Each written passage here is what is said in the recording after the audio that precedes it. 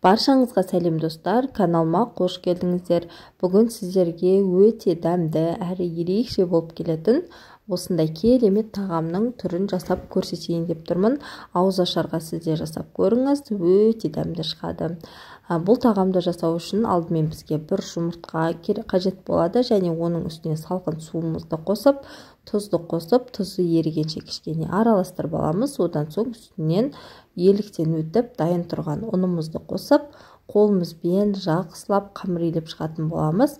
Кәдімгі мантының қамыры секілді етіп илеп аламыз.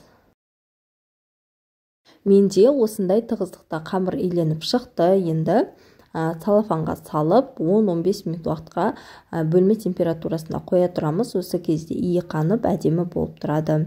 Осы арада жаңағы ішіне салатын салмасын дайындаймыз. Әуелі бізге қара кесек ет қажет болады. Етті жақсылап қолымызбен ұсақтап турап аламыз.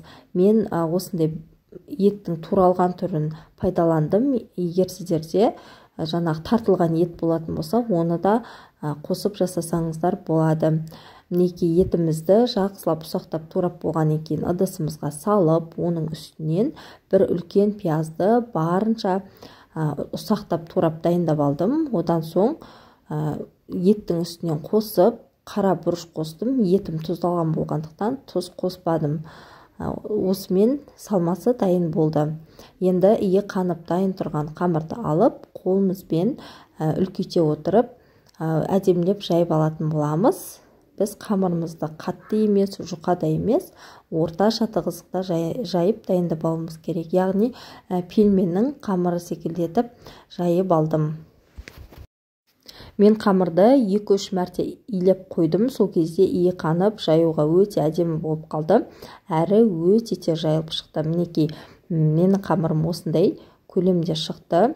Енді өзімізге бір ыңғайлы осындай кесемен дөңгелектеп қамырымызды бөліп алатын боламыз. Мінекей, дәл осы видеода көріп тұрғандарыңыздай дөңгелектеп аламыз. Сол кезде біздің тағамымыз өте әдемі болып түйіліп шығатын болады. Барлығын жасап болғаннан кейін ішіне жаңағы салмасын салып, видеода көріп тұрғандарыңыздай 3 бұрышты етіп түйетін боламыз. Және ортасы осылай кішкене ашықтау болады.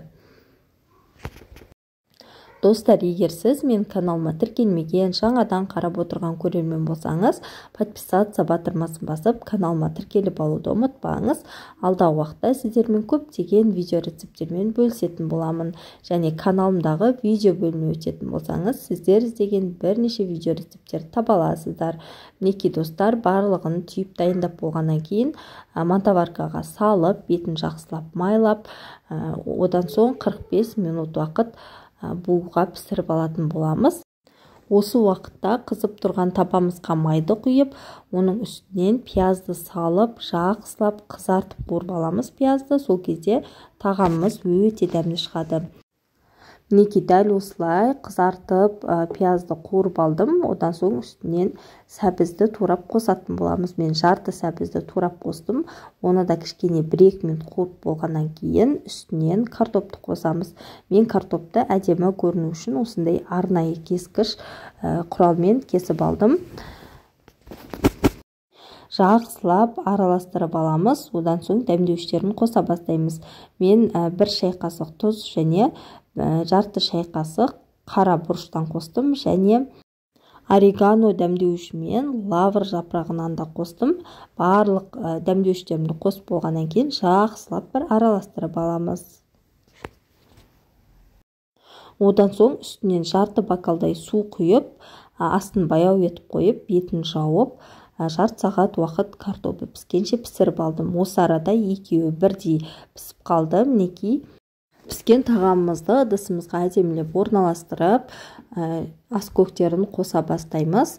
Өте дәмді тағамдардың бірі болып шықты достар. Сіздер де бір рет болсын жасап көріңіздер. Сіздерге де ұнайды деген ойдамын. Егер сіздерге видео рецепт ұнаған болса, подписаться батырмасын басып, каналыма тіркеліп алуды ұмытпаңыз.